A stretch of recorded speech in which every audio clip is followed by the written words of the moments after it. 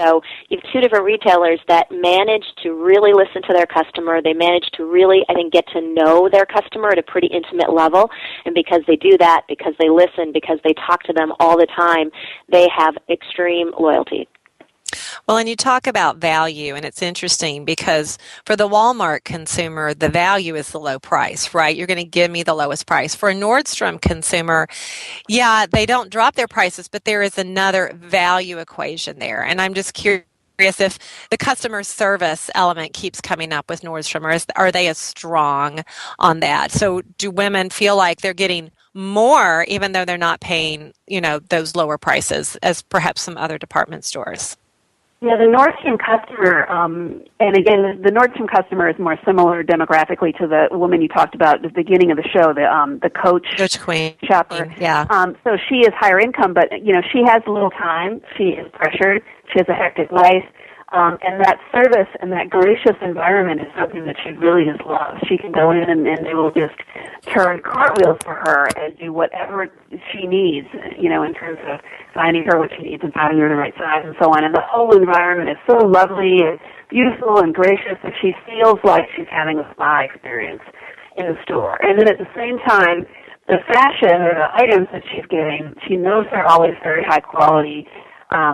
She knows they're given their quality at the best price that Nordstrom can find, and she knows that they're a little different. She doesn't want to see herself coming and going. So she doesn't want to buy the black cardigan from Target, which may be totally fine, but she wants something with cashmere in it or lace detail or beautiful buttons or something like that. So she looks like the special, sort of accomplished, discerning woman that she feels she is. So that is, in fact, a value to her.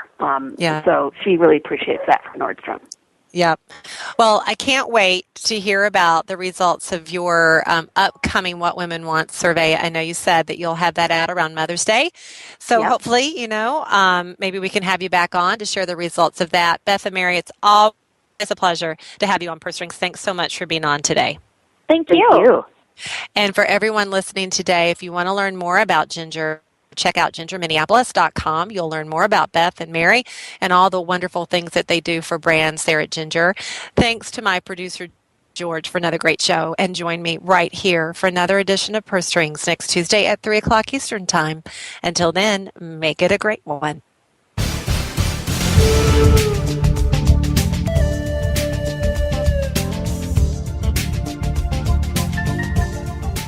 This has been a presentation of WebmasterRadio.fm, the world's largest business-to-business radio and podcast network.